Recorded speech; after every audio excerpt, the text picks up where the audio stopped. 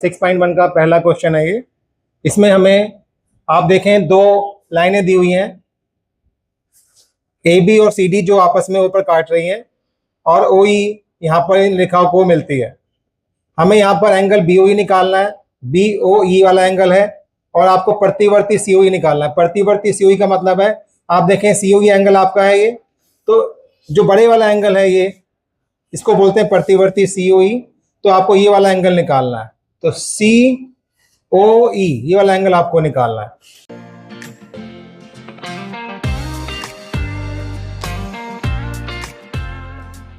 आपको गिवन है यहाँ पर ए ओ सी और बी ओ ई 70 डिग्री का दिया हुआ है, इनका सम 70 का है, और एंगल बी ओ डी ये वाला angle B O D 40 degree का दिया हुआ है। आप सॉल्यूशन देखें बेटे, आप देखें ए बी और सी डी दोनों लाइनें आपस में काट रही हैं, इंटरसेक्टिंग लाइन है, यानी कि प्रतिच्छेदी रेखाएं हैं हमारी।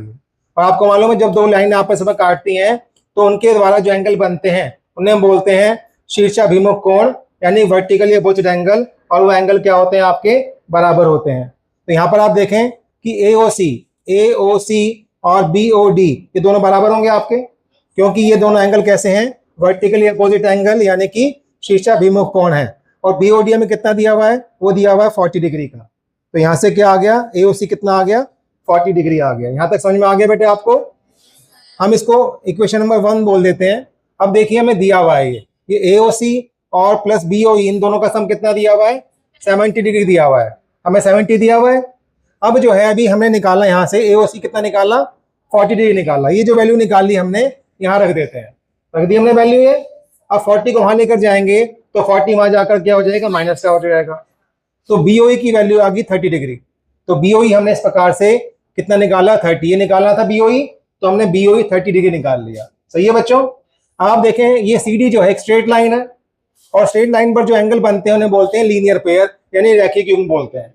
तो यहाँ देखें सी ओ ई और आपका जो है डी ओ ई, ये वाला एंगल और ये पूरा एंगल, इन दोनों का सम 180 डिग्री होगा, क्योंकि ये रैखिक युग्म है, लीनियर पेयर है। यहाँ तक बात समझ में आई। अब सी ओ ई यहाँ पर क्या होगा, सी ओ ई हमें निकालना है, यहाँ पर वो होगा 180 में से डी ओ ई माइनस कर देंगे, डी ओ ई वहां जाकर माइनस का हो जाएगा।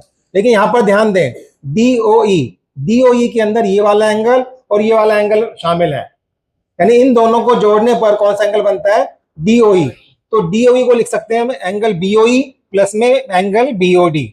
ये बी ओ ई है, बी ओ ई और ये बी ओ डी, इन दोनों को ऐड कर रहे हैं तो क्या बन रहा है, डी ओ ई। तो डी ओ ई की जगह लिख दिया मैंने, ये लिख सकता हूं ऐसे में। अब बी ओ ई निकाला कितने डिग्री का है, 30 का, अभी निकाला मैंने। और बी ओ डी हमें दिया हुआ है, बी ओ डी कितना दिया हुआ है, 40। ये 40 यहाँ रख दिया मैंने, रख दिया बच्चों। तो 30 और 40 कितना हो गया, 70 डिग्री का हो गया। तो 180 में से 70 माइनस करेंगे कितना आ जाएगा, 110, 110 डिग्री आ गया। अब ये जो है सीओई हमारा 110 आ गया है। अब हमें सीओई नहीं निकालना, हमें निकालना प्रतिवर्ती सीओई, यानी इसका, यानी कि ये हमारा जो एंगल आया ये ऑब्ट्यूज एंगल है, यानी अधिक कोण है। प्रतिवर्ती एंगल जो होता है 180 से बड़ा होता है, 360 से छोटा होता है। तो क्या करेंगे हम, हमें प्रतिवर्ती जो है सीओई निकालना है। तो जो कंप्लीट एंगल 360 डिग्री का होता है उसमें से ऑब्ट्यूज एंगल, यानी कि जो हमारा अधिक कोण आया है उसको माइनस कर देंगे। तो 360 में से सीओई को माइनस कर देंगे तो क्या आ जाएगा, प्रतिवर्ती सीओई आ जाएगा। तो 360 में से 110 को माइनस किया हमने, तो क्या है 250 डिग्री। तो इस प्रकार से हमने निकाला प्रतिवर्ती कोण जो है वह 250 डिग्री का है।